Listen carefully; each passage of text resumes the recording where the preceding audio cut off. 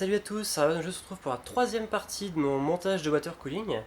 Et donc avant d'attaquer les choses sérieuses, je vais juste vous montrer un petit peu les composants que j'ai reçus entre temps. Donc ici on a des hubs de ventilateurs Aquacomputer que je pense que je vais utiliser à la place de mes Mod My Toy, je crois que c'était. Donc j'en ai deux, c'est des grosses boîtes pour finalement pas grand chose à l'intérieur. Ensuite j'ai un radiateur passif pour SSD en NVMe. Donc je pense que c'est la première chose que je vais monter donc pour mon Samsung 960. Ensuite j'ai reçu ici le kit de montage pour Waterblock IK Supremacy pour la M4. Et donc j'ai testé avec le UK Supremacy premier du nom, ça passe très très bien. Donc aucun problème à se faire à ce niveau-là. Ensuite j'ai reçu un tube plus grand que celui que j'avais au départ commandé, parce que je pense qu'à mon avis ça rendra mieux, et je pense qu'il va passer dans mon PC, donc il n'y aura pas de problème. Et puis au pire si ça passe pas je remettrai l'ancien, mais en tout cas je vais essayer que celui-là, c'est quand même plus classe d'avoir un réservoir plus grand. Ensuite, j'ai reçu pas mal d'embouts là qui sont derrière, donc pour pouvoir monter tous les tubes. Donc j'ai du 45 degrés, du 90, et puis tous les embouts pour pouvoir monter les tuyaux rigides. Ensuite, je vais changer de pâte thermique, je vais ne plus utiliser c'était quoi, l'Arctic Cooling MX4. Je vais utiliser la Thermal Grizzly Cryonaut. Et c'est une pâte thermique du coup qui est sortie il n'y a pas si longtemps que ça, et qui offre de très très bonnes performances. Donc là c'est la Cryonaut que j'ai, donc la meilleure avant celle qui est liquide et qui se met direct, qui est plus pour le délide. Donc elle est un petit peu chère comme pâte, mais apparemment elle a vraiment des très très bonnes performances, donc je vais utiliser ça.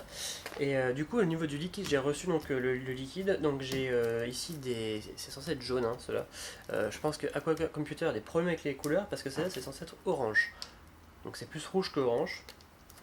Donc du coup moi vu que je voulais du orange, voire orange foncé, et je pense que je vais partir sur celle-là, et puis on verra si jamais il y a besoin d'un peu plus foncé, je mélangerai avec un peu de comme ça. Mais on va déjà voir avec la jaune, enfin avec le orange du coup, ce que ça va donner. Et du coup, je pense qu'on est prêt pour y aller. À mon avis, je vous ai tout dit. Donc, je vais commencer par tout démonter. Et puis, on va installer tous les waterblocks, les radiateurs, tout ça dans le boîtier. Ouais, donc, j'ai démonté la carte mère. Et j'ai enlevé du coup le ventirad. Pour voir que le processeur est à poil. Et j'ai aussi du coup cleané la pâte thermique qu'il y avait dessus. Et donc, on va tout de suite passer à l'installation du waterblock CPU. Alors je sais pas si je vais pouvoir utiliser la backplate d'origine AM4 ou s'il faudra que j'utilise celle que j'ai achetée en plus du coup qui était spécifique au waterblock, on va voir.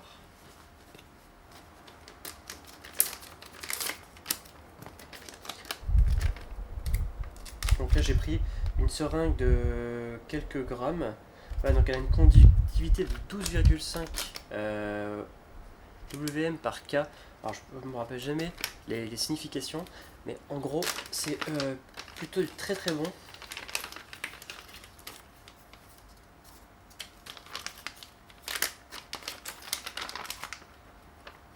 voilà, j'ai une petite seringue de quelques grammes, je sais plus combien j'ai pris, 10 grammes peut-être. Tac tac tac.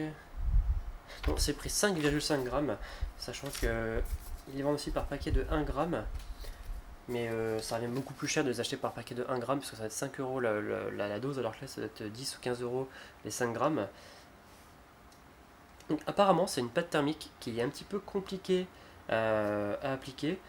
On va voir ça, hein. Mais je vais d'abord monter la plaque de fixation AM4 sur mon waterblock. C'est la première chose à faire.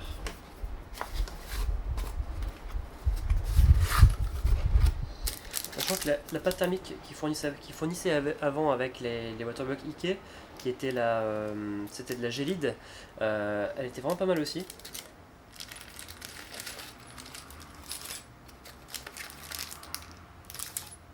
Maintenant, il l'ont remplacé en tout cas par la Thermal Grizzly.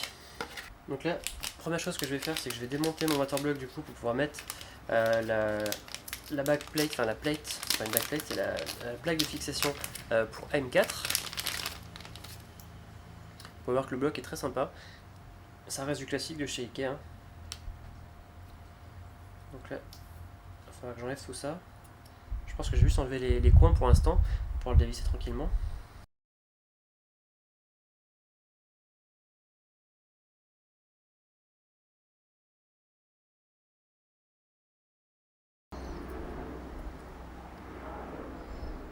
Donc l'intérieur du waterblock.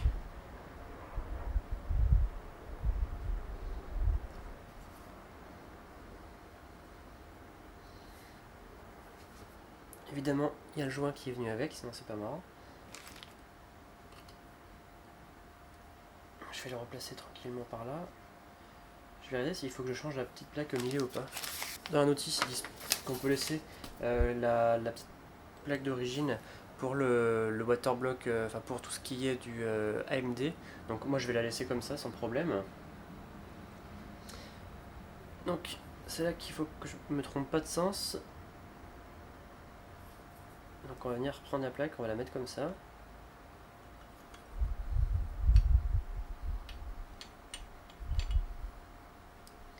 Et là on va remettre le petit joint, de manière à ce que ça joigne parfaitement. Parce que c'est ce joint là qui fait toute l'isolation du waterblock. Vous pouvez voir que là il est bien installé.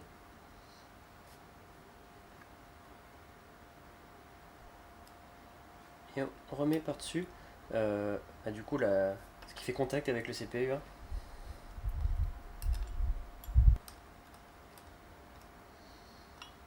Et du coup, pour être sûr de ne pas se tromper de sens, c'est bien parce que là j'ai un waterblock transparent. On peut voir que les petits aides doivent passer du coup d'un trou à l'autre. Donc là ils sont là dans le bon sens. Au fond normalement on le voit. Hein. Et donc voilà à quoi leur ressemble le waterblock avec la plaque de fixation AMD. Et donc je vais voir tout de suite avant de mettre de la pâte thermique si on peut le monter directement sur cette backplate ou s'il faut la changer ou pas. Bon, du coup j'ai ma réponse. Hein. Dans tous les cas, là ça doit être du M4 et les trous pour la fixation ça doit être du M3 sur la plaque de base. Donc je vais devoir la changer, sachant que les nouveaux blocs Ikea sont compatibles directement avec les backplates d'origine. Hein. Du coup là je vais devoir utiliser la backplate spéciale AM4. Et sachant bien sûr si vous achetez les nouveaux blocs Ikea Supremacy Evo, vous n'aurez même pas besoin de vous poser la question, ce sera directement compatible avec du M4 si vous partez sur du Ryzen. Hein.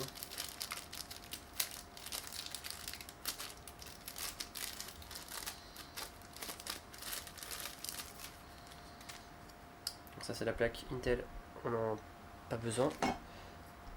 Et normalement ça c'est la plaque AM4, je vérifie que c'est bien les mêmes trous. Yes.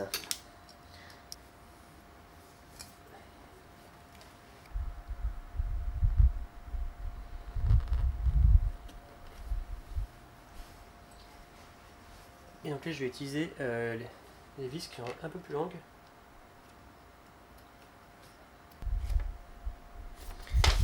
Ouais, sachant qu'il faut mettre les petits trucs en PVC juste en dessous que j'ai oublié.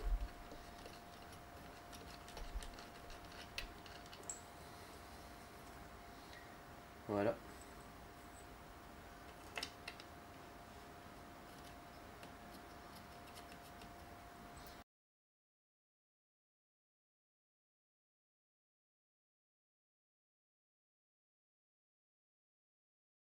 Ouais, donc on est parti pour le montage du waterblock sur le CPU. Donc on va appliquer une petite noisette de pâte thermique, enfin chacun sa technique, moi c'est celle que j'utilise personnellement. Donc une petite noisette de pâte thermique au centre du CPU.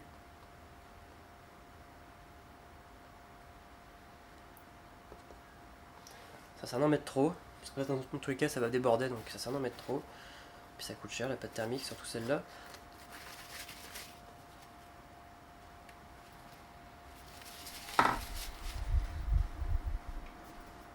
Donc on va prendre notre petit waterblock, on met bien dans le bon sens.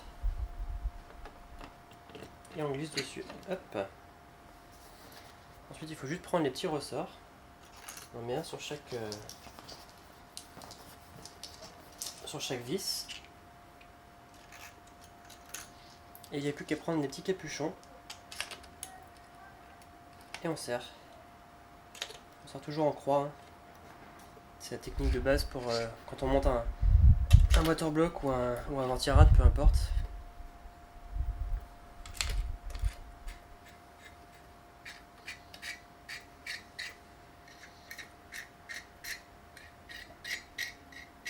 Donc il y a des gens qui préfèrent étaler la pâte thermique à la main. Moi je préfère utiliser l'étalage naturel, je dirais, de la pâte thermique sur le waterblock. De toute façon, dans tous les cas, quand on va serrer, ça va forcément s'étaler tout seul sur le waterblock.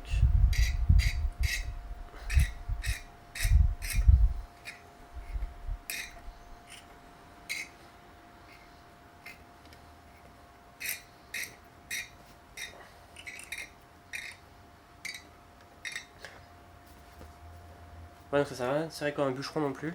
On serre jusqu'à que ça se bloque et c'est parfaitement en place. Vous pouvez voir que ça rend plutôt bien.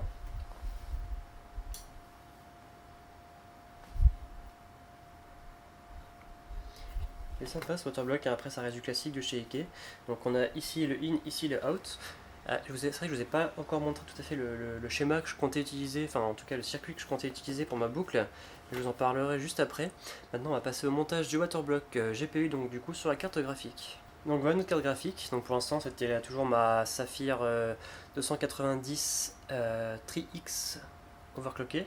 Donc avec un ventirad d'origine qui est très sympa, avec une sorte de front plate qui fait que la carte est vraiment très rigide, mais avec un gros adapteur, en fait elle se courbe pas du tout en fait, hein.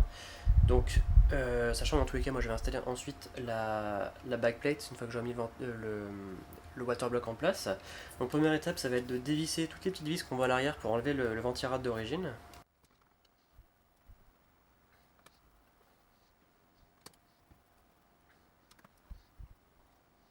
Du coup, je viens juste de me rendre compte que j'avais laissé le ventilateur tourner en arrière, et donc potentiellement ça l'a pris sur le micro. J'espère que ça va pas trop s'entendre.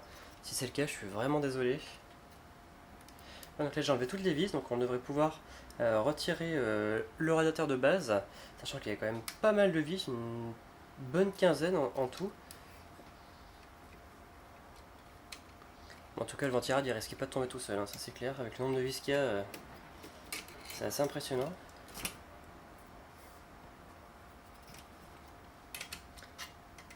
Sachant qu'en plus, la plupart des vis, elles ont du frein filé dessus, donc ça, c'est juste pour pas que ça se dévisse tout seul. C'est un peu ce qu'on met sur les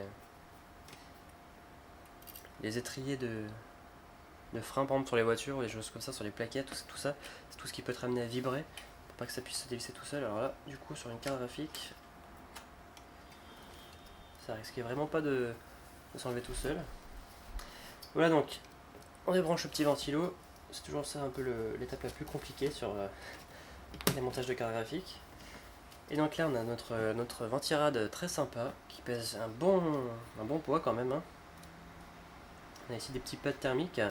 Je pense que j'aurai pas besoin de les récupérer. À mon avis, tout doit être fourni avec le kit, avec le waterblock. Donc je vais cleaner un petit peu le...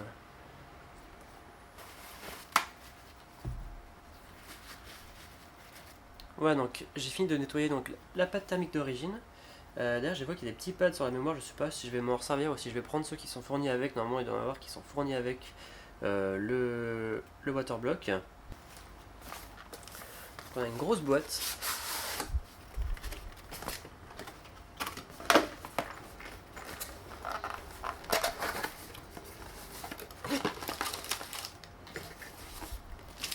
On a ici une petite notice avec les différents accessoires de montage. Et en dessous, on retrouve évidemment notre waterblock.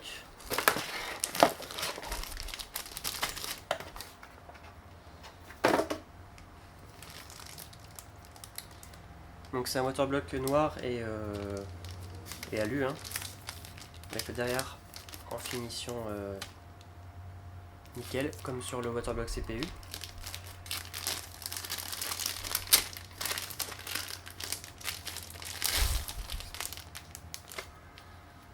On peut voir qu'il est très sympa, hein. Donc un waterblock full cover.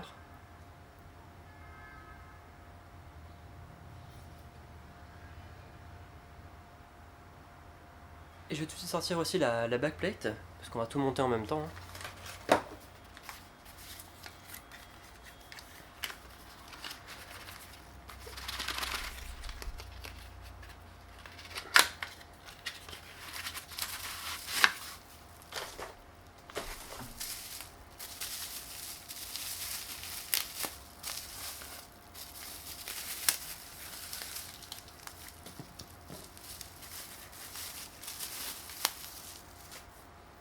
Voilà, sachant que la backplate est fournie également avec ces petits kits de montage. Hein.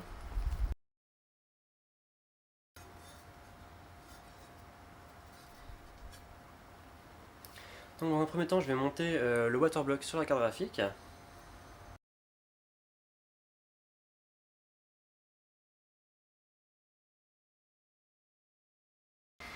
Voilà, donc tous les pads thermiques sont maintenant en place, donc sur les VRM, la mémoire et tout ça.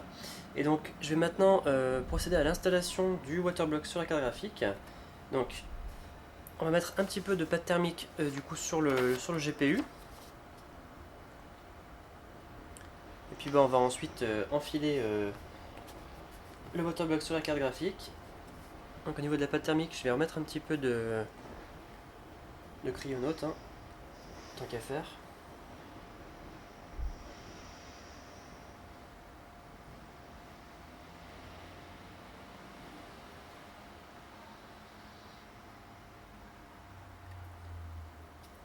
Voilà, comme d'habitude, ça sert à rien d'en mettre trop. De toute façon, ça va être appliqué. Sinon après, ça va déborder, donc c'est pas la peine.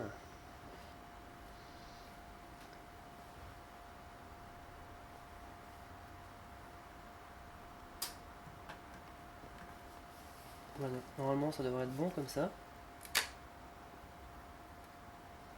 Voilà.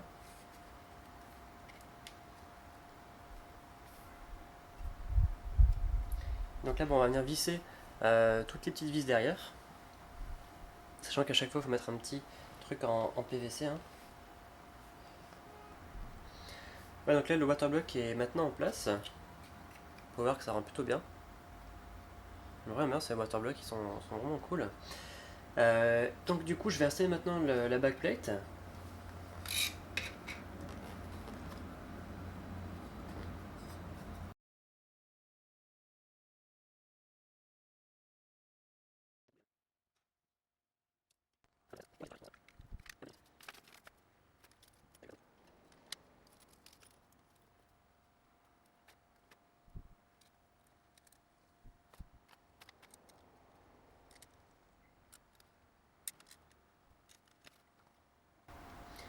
Donc voilà ce que ça donne avec le waterblock et la backplate montée. Donc vous pouvez voir que c'est quand même très sympa. Petit effet brossé là sur la carte. Et donc j'ai pas monté cette vis là, qui est ici parce qu'en fait ça touchait pas bien là, au niveau du waterblock, ça pillait un petit peu la carte. Je sais pas si on voit très bien. Bon bref, c'est pas grave, dans tous les cas ça tiendra très très bien. Et donc du coup je vais maintenant passer au montage des radiateurs, de la pompe dans le boîtier. Bon, du coup on va partir maintenant sur la phase de montage des radiateurs dans le boîtier. Et donc première chose à faire, ça va être d'enlever la cage disque dur du bas ainsi que le support, parce qu'en fait le radiateur va passer de l'autre côté dans tout le long du boîtier. Et donc il va falloir que j'enlève ça. Donc je vais déjà enlever les vis, hein. Normalement c'est sécurisé par 4 vis. Donc voilà la cage disque dur. Voilà, j'essaie de me mettre de manière à ce qu'on voit bien. Et donc là il y a encore 2 vis à enlever.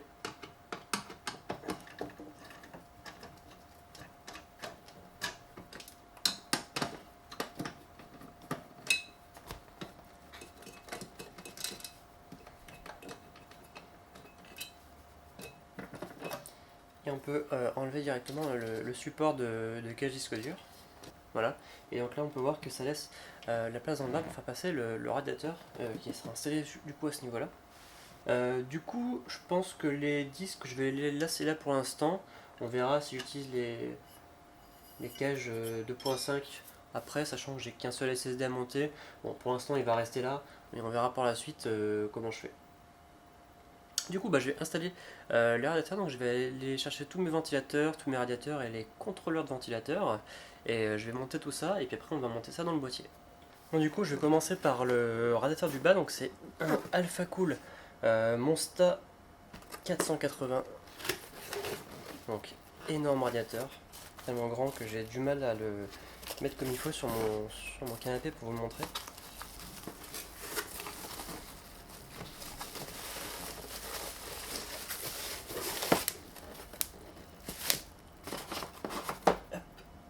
temps je vais pas prendre les vis parce que je pense que je vais utiliser d'autres vis que celles d'origine. Juste pour vous montrer un petit peu la taille du radiateur, c'est quelque chose d'assez insane. Donc voilà le radiateur. Vous pouvez voir qu'il est vraiment énorme, en épaisseur aussi. Hein. C'est un beau bébé, on va dire. Et du coup, dessus, eh ben, j'ai quelques ventilos qui vont venir se monter dessus. Donc au total 8. Voilà. Et donc bah, j'ai plus qu'à ouvrir tous les ventilos un par un.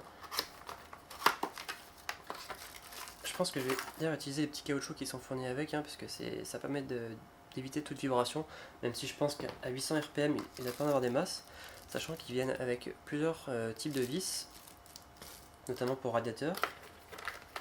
Avec on a aussi un petit logo noise blocker. Et on a normalement deux câbles différents. Ouais. On a deux câbles différents, donc un court et un long. Bon, les boîtes c'est pas forcément ce qu'il y a de plus ergonomique au monde, hein, mais on s'en sort. Hop.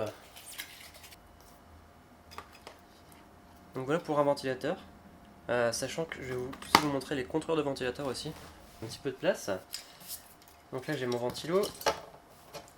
Ici on a un contrôleur de ventilateur, donc je vais utiliser les Aqua Computer Splitty 9, donc qui permet de brancher jusqu'à 9 ventilos sur le même contrôleur.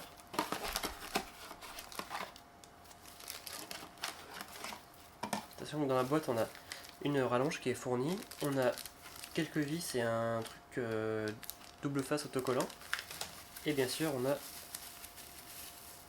notre contrôleur de ventilateur, enfin notre splitter de ventilateur.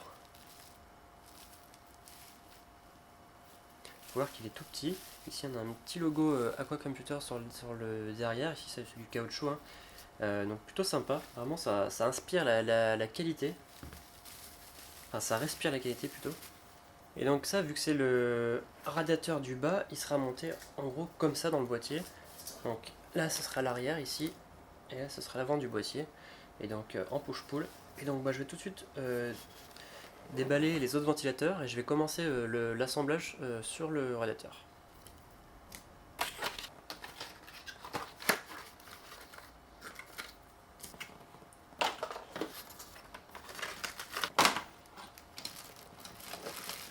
Et donc ça y est, on y est, 8 ventilos, vous pouvez voir qu'il y a pas mal de câbles et accessoires avec.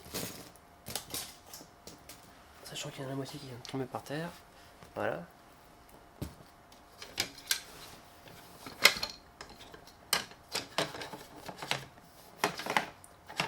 Hop.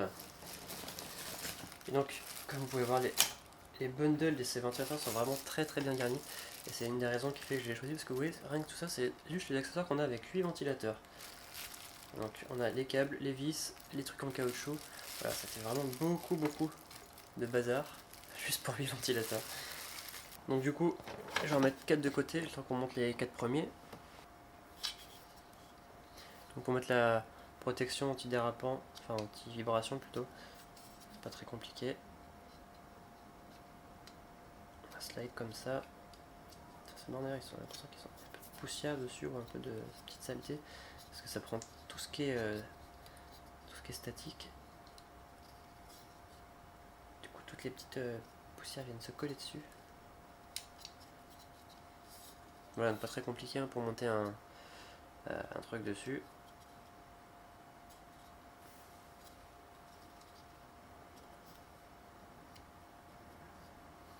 Et donc je vais monter tous les câbles vers l'arrière, je pense, du coup. Alors qu'est-ce qu'on a comme vis qui sont fournis avec? Est-ce qu'on a de quoi les monter sur le radiateur?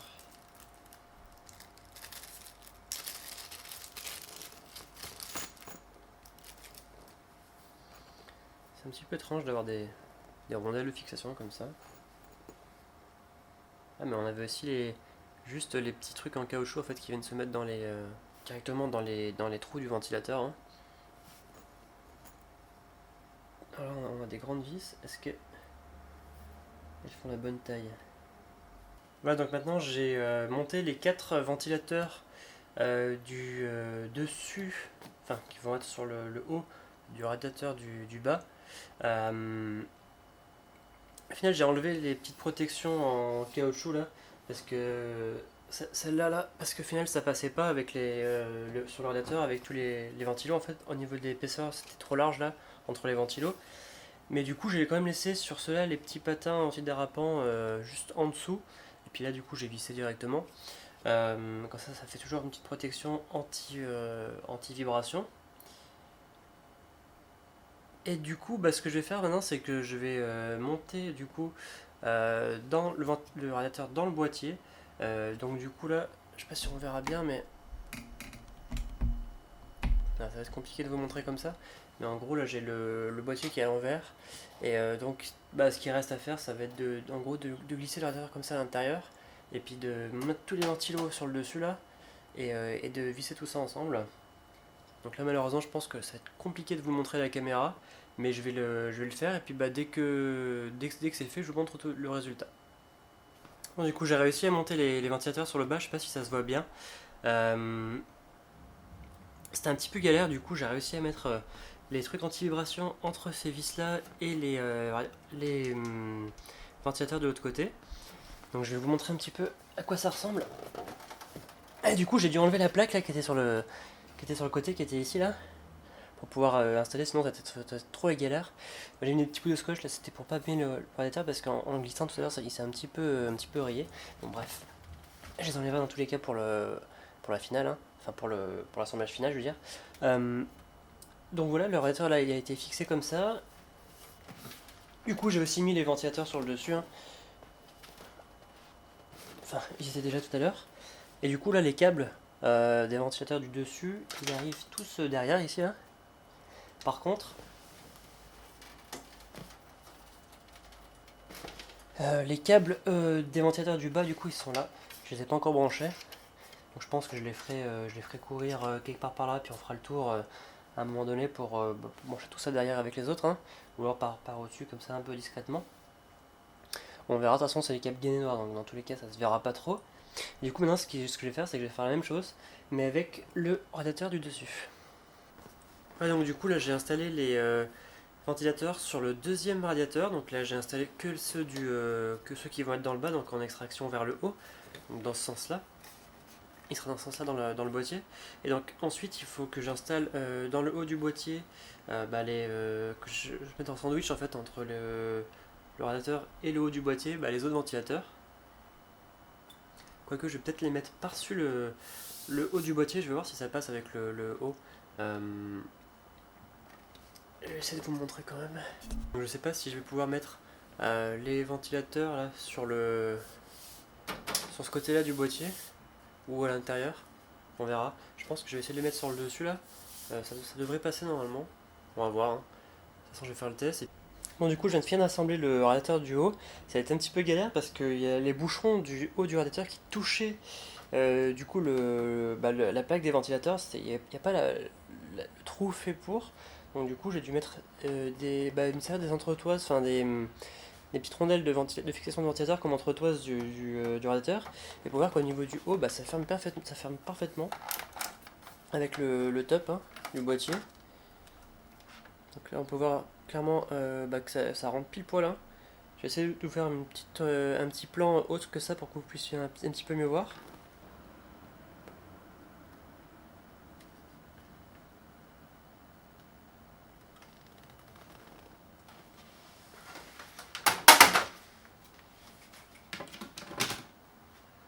Du coup c'était juste pour le test, hein, pour voir que avec le top du boîtier tout passait bien en fait, hein.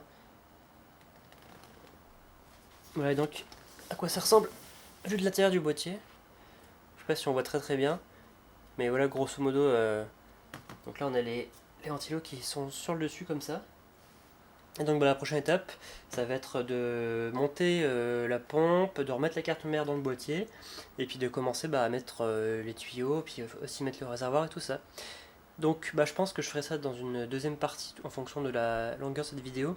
Si c'est le cas, je vous retrouve très bientôt pour une nouvelle vidéo. N'hésitez pas à vous abonner, à mettre un petit pouce vert et un commentaire, et puis surtout à venir me suivre pour ne pas rater la prochaine partie. Et puis on se retrouve très bientôt. Allez, ciao ciao.